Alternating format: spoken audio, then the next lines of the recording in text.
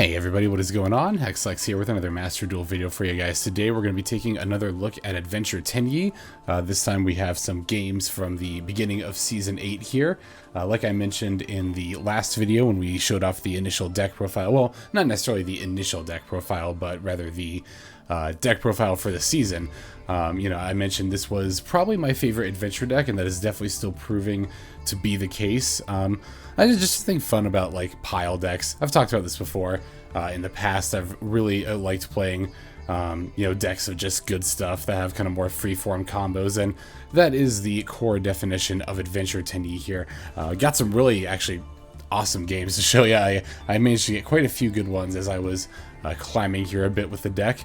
I have not really made any changes. I think I mentioned that, during the Season 8 profile as well. This is still the same build that I retooled a little bit in Season 7, but have ultimately still been very much liking this one. Let's see here.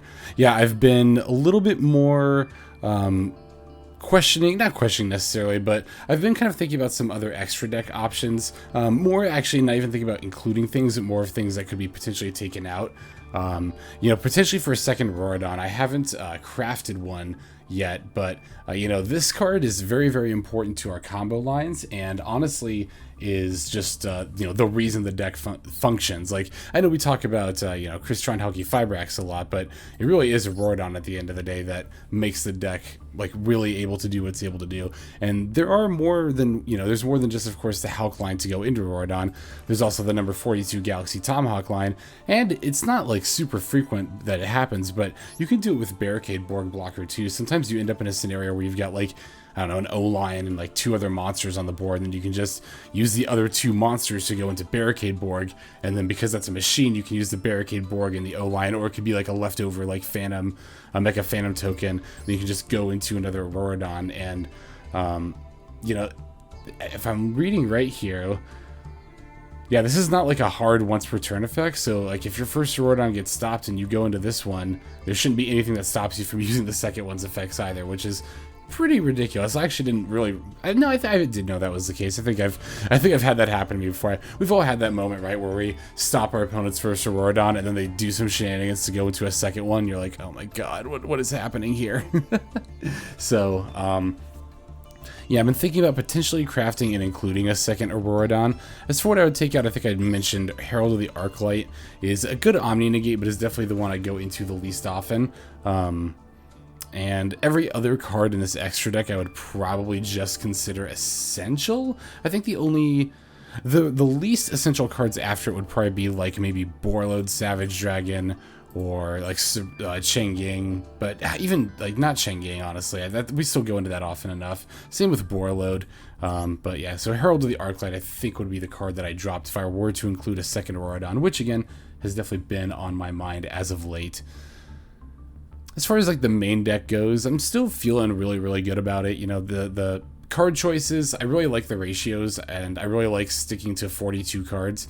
We could include some more tech stuff and go up to like, I think we could relatively comfortably go up to like 45, but honestly, the reason I like sticking to 42, and I've talked about this a little bit before, is I just like drawing, hand traps and disruption when going second. And so I think if I were to include more cards, it would probably be like, like a second Imperm, or maybe like a third Crossout Designator, more stuff like that, as opposed to more like tech combo pieces, because I mean this deck is already more than capable of comboing, and honestly the more tech like combo pieces you include, the more likely they are to be, brick draws or garnets as they're called. Kind of like a Basal Rose Shoot is one of those kind of cards where you'll often have this, not often, but often enough you'll have this in hand, and it's like, I can't really do anything with it, so I guess just kind of sitting there. We're definitely looking to avoid draws like that, which are going to be inevitable with this deck, but even some other quote-unquote dead draws like Chiwen is actually pretty good to draw in a lot of hands, just to be able to go into a Hulk or maybe a potential Synchro play. So like that, or like like an O-Lion or something. These are like quote-unquote garnets that are actually useful because they actually do things for the deck. You don't mind normal summoning these, but trying to reduce the amount of cards like Basal Rose Shoot. So yep, that's about all I've got to say about the build for now, so let's go through the list here before we take a look at some games. We are playing 2 Chiwen, Light of the Yang Zing, 1 Jet Synchron, 1 Tenyi Spirit Adhara, 3 Maxx, 2 Mecha Phantom Bestow Lion, 3 Ash Blossom and Joyous Spring, 3 Red Rose Dragon, 1 Roxrose Dragon, 2 Water Enchantress of the Temple, 1 Swordsoul of Taia, 1 Swordsoul Strategist Longyuan, 3 Tenyi Spirit Vishuda, 3 Tenyi Spirit Ashuna, 1 Wandering Gryphon Rider, 1 Nibiru the Primal Being, 1 Archnemesis Protos. I threw myself off when I didn't click on it. 1 Foolish Burial, 1 Swordsoul Emergence, 2 Rite of Aramesir, 1 Dracoback the Rideable Dragon, 1 Fateful Adventure, 2 Call by the Grave, 2 Crossout Designator, 1 Basal Rose Shoot, 1 Infinite Impermanence, and 1 9 Pillars of the Zing. Extra decks can include 1 Herald of the Arc Light, 1 Denglong, First of the Zing, 1 Yazi, Evil of the Zing, 1 Baxia, Brightness of the Zing, 1 Borload Savage Dragon, 1 Swordsoul Grandmaster Chi-Xiao, 1 Chao Fang, Phantom of the Zing, 1 Baron de Fleur, 1 Swordsoul Supreme Sovereign Cheng Ying, 1 number 42 Galaxy Tomahawk, 1 Salmon Great Almirage, 1 Monk of the Tenyi, 1 Crystron Helki Fibrax, 1 Barricade Borg Blocker, and then finally 1 Mecha Phantom Beast Auroradon. So yep, that is the list there. Now let's go ahead and take a look at some games. Okay, the first game we're going to take a look at here is going to be against Sky Strikers, and this was definitely an interesting game because we had to play through some hand traps we don't normally have to play through, but I like to get to show games like this off because sometimes you'll run into a hand trap you don't often see or a piece of disruption you don't often see, and you might get like intimidated and want to just end your combo right there. Like this one here, Joel and Lockbird.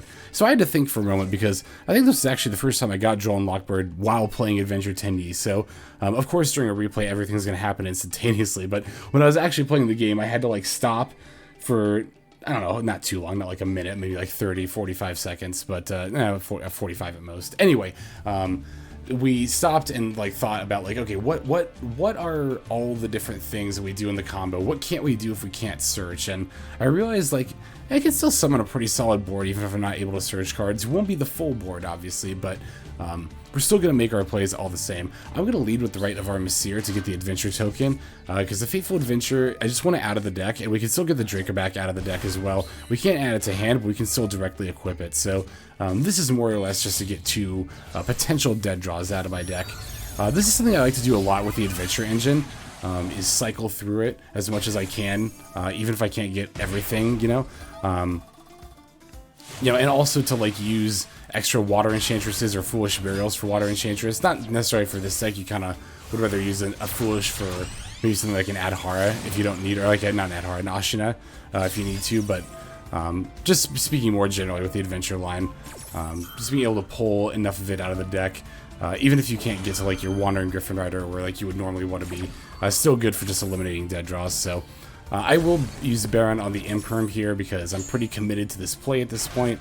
I'm going to use that, of course, to get the Jet Synchron. Without being able to add things to hand, I'm not really going to be able to make use of Jet Synchron this turn, but, as you can see, even under Joel and Lockbird, which, again, I kind of thought about just, like, stopping initially. That was, like, my first reaction was, like, oh my god, Joel and Lockbird. I've never been Joel and Lockbirded. I definitely can't do my full combo. Should I just stop and wait to do it next turn?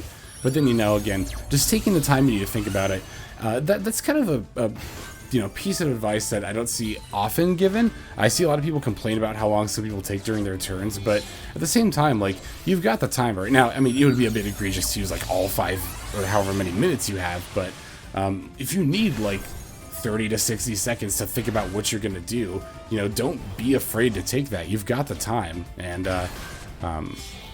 don't feel like you have to rush yourself just to make the most efficient play as quickly as possible. That, at least for me personally, that's something that I really, not really struggle with, but I struggle with occasionally. I struggle with it actually more when I play like in person than I do on Master Duel, but just feeling like I'm taking forever for my turn, my opponent's getting impatient, so I gotta make the play now, and then it just causes me to misplay. But again, you've got the allotted amount of time, you might as well make use of it. So yeah, again, we can't full combo here, and we did have to use the Baron negate. We are still able to make a Cheng Ying and a Chao Fang on for this board here.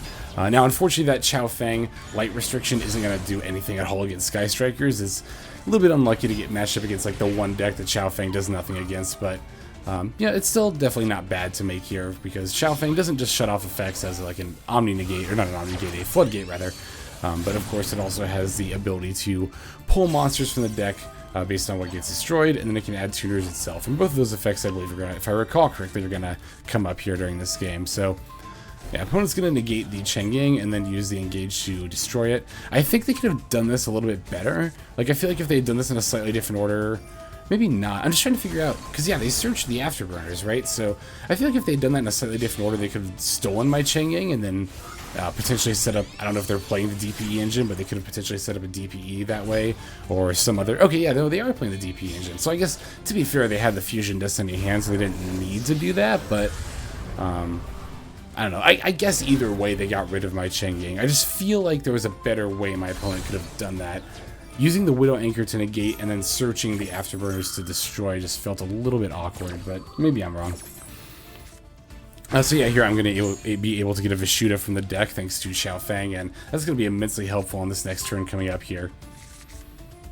They searched, what, a Hornet Drones? Yeah, I don't care about that. So the opponent's just got Shizuku, and then of course the DPE as well, but, you know, I'm not really super concerned about this DPE. They are going to activate it right away. On my Fateful Adventure of all things, I really think that was a misplay. I get not wanting to let me add a tuner with Xiaofang, and maybe they didn't want to blow up Baron because they didn't want me to summon something with Xiaofang, but well, here's the thing though, right? A war monster whose attribute matches, like, if you know, this is why I always say it's important to know your opponent's deck, because if my opponent was trying to play around that effect of Xiaofang, they should have realized by, you know, by not destroying Baron, that is, they should have realized that Baron is a wind, and I don't really play any wind worms. I guess there's Taia is wind, right? So I guess I could have summoned Taia, to be fair. Although, didn't I use Taia? No, I haven't. Okay, so I could have summoned Taia. So, to be fair, maybe my opponent was playing around that, but using the... I would have just not used DP at all there, I think. Using it on the Fateful Adventure just seems like a little bit awkward to me. Because if you wanted to blow it up, you also could have just waited until I activated the effect, which, to be fair, I probably would have done first thing. I don't know, actually. That's an interesting... I don't know. I just feel like that probably wasn't the right decision on the opponent's part, but... I also don't know what's in their hand. Maybe they were playing around something, or playing to an out that's in their hand. I'm not sure, but in any case here, yeah, I'm going to go ahead and lay down the Protos. I actually, oh, that's right, I misplayed here. Because oh my god, I actually misplayed really hard here.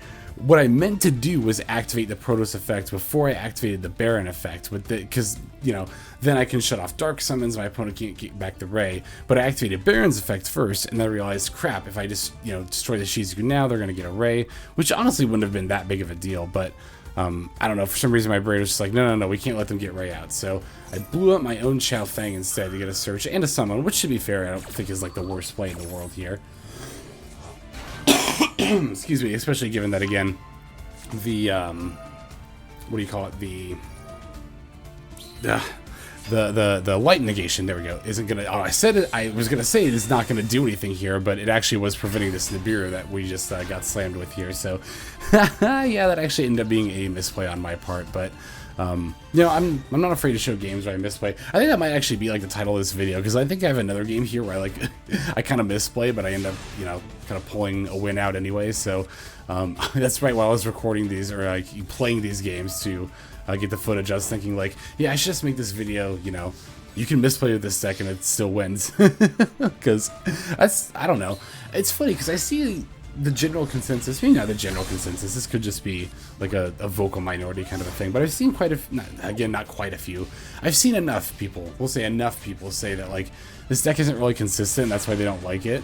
I don't know, I kind of think it's totally fine as far as consistency goes. I'm actually kind of seeing it, again, this is for tournaments, not for ladder, but on Master Duel meta, I'm kind of seeing it start to creep up in power rank a bit too, so, I wonder if people aren't sleeping on this deck a little bit. Not a lot, obviously. Everybody knows how broken Halcdon is, but I don't know. It's maybe they are. Who knows? Anyway, let's go ahead and go into the next game. All right, this game is going to be against the Mirror Match. Opponent's playing like 4 more cards than we are. I noticed they're playing stuff like Sacred Summit and Blackout, which definitely aren't bad cards, but are like kind of what I was referring to of cards I didn't really feel like adding myself. They are playing a Feather Duster, which I have thought about adding. I feel like I might go up to 43 cards to put in a Feather Duster. That wouldn't be terrible. I'd be fine with that, but yeah, I'm going to lead with the Foolish here.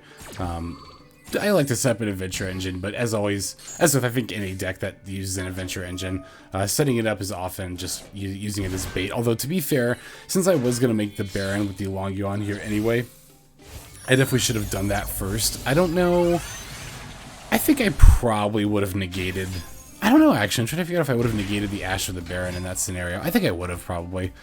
Because the Foolish to set the adventure line would have gotten another Omni negate on the board, so I think I would have been fine with that. But we have the Taia here, so I'm not really worried about it. We can kind of set up like a typical Swordsoul Tenyi board here, actually, with this hand, where we're going to end on Chi-Shao, a Live Baron, and a Protos here. I'm going to send a Vishuda with the Taia here so that we can get the third attribute for the Protos here, and because of the Worm's Descend to set that up, you know, the Vishuda is definitely the one that I kind of, you know, quote-unquote care about the least. Of course, I do care about Vishuda, it's a good card, but no, we'll just go ahead and call Dark with the Protos here, and that's going to be the win there. So that is a relatively quick game, but I wanted to showcase this game because I actually should have paused more and kind of talked more about like my thought process as I was playing through it, but it's just one of the reasons why I think this deck is so consistent. Like, one, you can make slight misplays like that. Like, again, I should have probably made the Baron before activating the Foolish, but even then, it still ended up being totally fine because we could still end on a really good... Because that's the thing, right? That's like a less than optimal board for us, what we ended on, which is still Chi-Shao, Protos, and Baron. Like, optimally, we would have, what do we actually make normally in addition to that? Isn't it a... a Chao Feng. So that's all we were really missing out on. And even when you have to improvise with this deck, even if you can't do like a Halcdon line, there's still totally like a ton of options that you have. That's kind of, again, I wonder if the people who are saying like this deck gets dead draws just aren't messing around with it enough, because I really don't think this deck dead draws that often at all. Like, even though this was a quick game, that's why I wanted to show this game, because it's a great showcase of like that being the case. So anyway, let's go and go into the next game. All right, so this game is going to be against Live Twins. And this is an interesting build. It's like 45 card. I don't know. Suddenly I find myself commenting on my opponent's builds. Sometimes I wonder if like I should be doing that. Because I might like say something kind of like, what's the word I'm looking for? Not ignorant necessarily, but maybe ignorant just because I don't know, you know, the deck well enough. I might be like, oh, that's a weird choice. And then people are like, oh, that's pretty standard, but nah, whatever. This is also, I think, the first video I've recorded post-update. It's currently the 4th of August, and I think actually, like, just like an hour ago, the game got updated. You might notice the, like, UI looks different. I definitely noticed it with, like, the text here, and, of course, with, like, some of the animations, and, like, the new Called By animation with the arms shooting up out of the ground. So, yeah, I looked at Master Duel Meta, and I saw the new boards. Oh, my God, I want all of the new boards they've showed so far.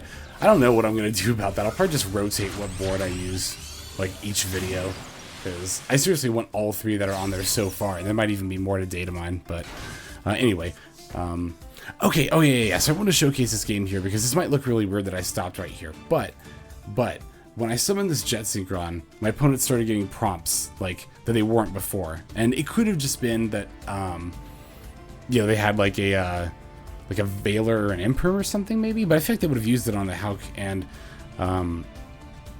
I noticed it started happening after the Jet Synchron was summoned, which was the 5th summon, so I was like, okay, I think they've got Nibiru. But then I went to end phase and they didn't activate anything, so maybe they didn't have Nibiru and I was just like overlooking something. But anyway, I was trying to play around Nibiru, because what I was thinking was like, okay, if I go to my end phase, maybe they'll Nibiru me, and then maybe I can figure out a play, maybe I'll see if I have one with this like Jet Synchron, but...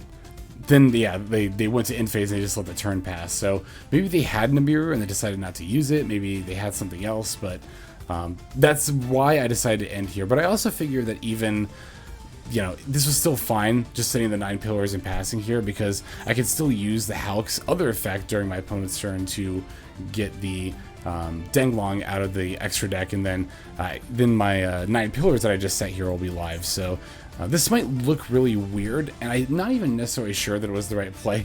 Once again, our theme of, hey, you can make weird / misplays with this deck, and you still win just fine. I mean, again, I don't have any trouble anyway, but...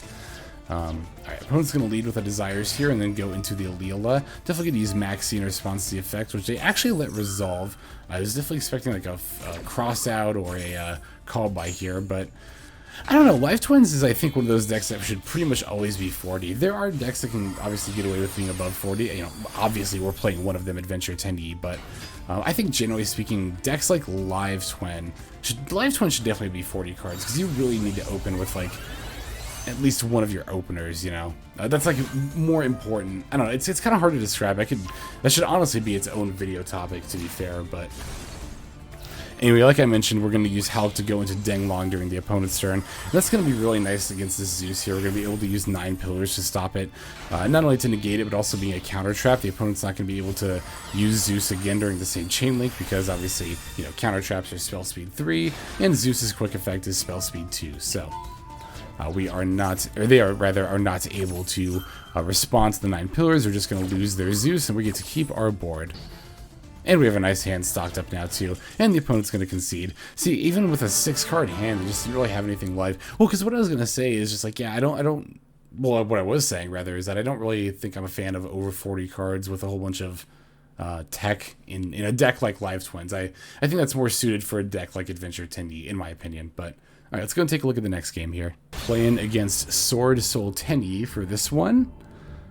Been seeing this deck a little bit more on ladder than I did in Diamond 1. I know I said I hadn't really seen it much during, I think, the last video or the one before that I recorded. I don't remember, but no, definitely still been seeing it a decent bit. I think this deck is definitely, that deck rather, is definitely still like solid tier 2. It's pretty much like the standard for tier 2 right now, I think, is Swordsoul Tenyi right now. Oh, that's right, this game. Yeah, so I think even for Swordsoul Tenyi, my opponent kind of made a bit of odd play here. I feel like they could have done something better. Maybe not. Well, it's funny, because at first I thought they were playing, you know, what do you call it? The, my deck, Adventure Tenyi. But then I realized that when they went into the second Monk of the Tenyi, okay, no, this is Swordsoul Tenyi, because Adventure Tenyi, you don't really ever play 2. I mean, you can play 2 monks, but I don't know why you would. And then they're going to use the monks to go into Shaman of the Tenyi. I don't know, this just seems like a lot of work and resources only to end on Draco Berserker. I feel like they could have made a better play. Like, okay, if they had Vishuda and... No, they got Adhara off the Ashuna, right? But they had Adhara and Ashuna. I feel like couldn't you just used Ashuna to special monk, special... Hang on, let me pause this, let me think about this for a second. Now that we know most of our opponent's hand, couldn't they have just specialed Ashuna, summoned monk, banish Ashuna, add Adhara, special Vishuda, normal Adhara, gone into Chi Shao, and then added the Swordsoul Emergence? Like, I feel like that would have been way better than what they did here, but I don't know. I guess I don't know the last card in their hand. I guess we'll see, but... I just think that was better than this weird play that went to a Draco Berserker. To be fair, I do have to play a little carefully around this Draco Berserker, but I'm looking at my hand here, and it's actually totally possible to play around it without triggering it at all. Well, not at all, but it's going to rely on this Vishuda resolving, which actually I'm glad I stopped when I did, because I wanted to talk about this chain link here. So, not that my opponent realizes this, but my opponent actually totally saves me by chaining Maxx, because Draco Berserker of the Tenyi has to be used in response to the monster effect that's activating. So because they used the Maxx, then 1, I was able to cross it out, but 2, then they aren't able to banish my Vishuda. If they had banished my Vishuda here, then, I mean, you look at my hand, I wouldn't have had any other plays here. Like, I would have been able to summon Protos, I couldn't have done anything with Red Rose by itself, Dracoback can't equip anything, and then Maxx obviously doesn't really do anything. And then, of course, the Crossout wouldn't have done anything by itself either. So, that really is what kind of saved me here, is the fact that my opponent used the Maxx here. So, definitely grateful for that. Because now what I can do is I can get rid of this Draco Berserker without triggering the effect. I can use the Vishuda to go into Monk of the Tenyi, and I could even bounce with the Vishuda here, but I'm going to do it with the Dracoback instead and make use of it while I can. Dracoback can be used on any non-effect monster, so definitely good to keep that in mind with Monk of the Tenyi. Then we can just normal the Roxrose Dragon and go into Crystal and Halky 5X. And as we all know, with this deck, as long as you can make a Hulk, you've got like mad plays. So we can get the Jet Synchron, gonna link those into Auroradon, and then now we're sitting up to end on the standard like Baron, Chi Shao, Protos. Well, we've already got the Protos in hand. Baron, Chi Shao, Protos, Chao Fang end board, and opponent realizes this as I start to summon the tokens. They realize, oh, they don't have an out, so that is going to be the game for us. All right, we've got one more game to take a look at. Let's go straight into it. All right, last game is going to be against the good old Danger Kaiju Lunalite Kaiju Danger thing. You know the deck. Bunch of monsters, level 8s. They make big stuff. It's scary. It is actually a scary deck to play against. Mostly because of stuff like, I think what they're about to do here, which is, as soon as I activate Vishuda and Gryphon Rider, don't they Dimension Shifter? No, that was I'm sorry, I'm thinking about a totally different game. I think I'm even thinking about a different deck I was playing, Jesus. Alright, so yeah, I'm going to summon the Vishuda and the Gryphon Rider. You can summon both, even though they both have the requirement of not having any monsters on the field, by chaining them. Like you saw there. Sorry, I was looking for the materials here. By chaining them like you saw there. So using Vishuda as Chainlink 1 and then Gryphon Rider as Chainlink 2, because at the time you're activating both effects, you've met the condition of not having any monsters on the board. So that doesn't matter when they resolve. It's only when you activate them that condition has to be met. So you can summon both of them and then go into the Tomahawk here. We're going to use the Tomahawk to go into, obviously, a bunch of the tokens and then the Auroradon. And I wanted to show this game off because I got to do a slightly different line with this than I normally do with the Galaxy Tomahawk. I wanted to get a little experimental here and see what else I could do. I think I actually saw a comment that was asking, like, what are some other ways to set up, or what are some ways in general to set up Borreload Savage Dragon? And so while I was doing these games, I did kind of have that in the back of my head. So I decided to see if I could do it on turn 1 without going too far out of my way or it being like an awkward play. And I think this is a setup where you could do it with the Galaxy Tomahawk line here. So yep, so we're doing pretty standard stuff here at this point, adding the 9 pillars. We're going to use the Denglong to send an Ashuna, make it level 7, sink into a Baron, get our first Omni Negate on the board. And of course, the reason to want to go into Borreload in addition to Baron is to have as many Omni Negates down as possible. I think we are actually going to end on 3. Do I make a Herald with this board? I'm trying to remember, but in any case, we're making the Yazzie here, so now we can use the Baron to pop the Yazzie and some of the Taia, and then start going into that part of the combo. I kind of like to, I don't know if anybody else does this, but sometimes to help me remember combos, I like to kind of compartmentalize them. So, there's like stages to the combos, right? Where like, for me, the first stage of the typical Adventure Tenyi combo is getting to a state where you have Baron and Yazzie on board. It's like, okay, if I can get to Baron plus Yazzie on board, then I know what to do from there. So that can be helpful for me instead of just trying to remember everything at once. It's like, okay, I know what to do with the Hulk, and then going from there to the Baron and Yazzie, and then, okay, now from Baron to Yazzie, I remember what to do. So, but here we're going to summon the Borreload Savage Dragon instead of the Chi Xiao. We're not going to set up Chi Xiao plus Protos with this, because obviously if we Protos for Dark, then we would blow up our own Borreload Savage Dragon, which is the main reason that you don't tend to summon Borreload on turn 1 that often. So, okay, that's right. So we don't summon a Herald of the Arclight here. Instead, we set up the Chao Fang. So 2 Omni Negates plus a Chao Fang up, alongside the 9 pillars, of course, as well. So that's actually our 3rd Omni Negate that I was trying to think of. So this is definitely, and the Imperm too, and the Ash in hand, this is definitely a super solid setup. But given the nature of the deck we're playing against, yeah, the Lava Golem is going to come down and definitely ruin our day a little bit there. We do still have the Borreload, and we see now why they got rid of the Chao Fang, is our opponent wanted to have the Cypherane gear live here. I will negate that with the Borreload Savage, but unfortunately, Borreload Savage does not negate and destroy, it only negates. So the Cypherane Gear Gamma is going to remain in the opponent's hand. Alright, so here comes the Prankratops. This Prankratops is actually pretty scary. Just threatening the Lava Golem here. Or not the Lava Golem, Jesus, I don't really care about it threatening the Lava Golem. Just kind of threatening my board in general, especially because I've already used the Borreload Savage Dragon effects. My opponent does end up leaving the Borreload alone, so I do get to keep it, but, with only that as my Omni Negate, or my only response to that card, not just like, oh no, I only have one Omni. Yeah, such is the nature of this deck, to cry when you only have one Omni Negate on the board. But, I mean, in this scenario, that's definitely a little bit scary. I'm going to have to let my opponent get 2 draws here, because I really do just need to, summon this Borreload here.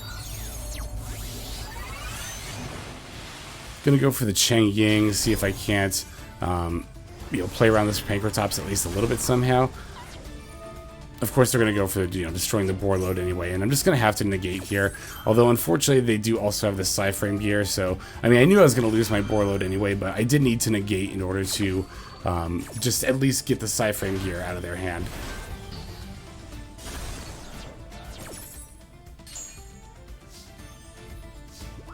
Alright, so we'll pass to the opponent. At this point, you kind of just have to hope that the Changing is going to be enough by itself, but against a 4-card hand, and with the, especially now with the Fateful Adventure coming down, it's like definitely looking really dicey here. That's going to, of course, get the Dracoback, and then if they're able to get a Rite of Aramesir, which they naturally can by sending the Water Enchantress, now they can bounce my Changing, and after that I just have a token, a 9 Pillars, and a Basal Rose Shoot, so yeah, definitely not enough by itself to necessarily facilitate a win in its own right, but what can you do, you know? It is what it is.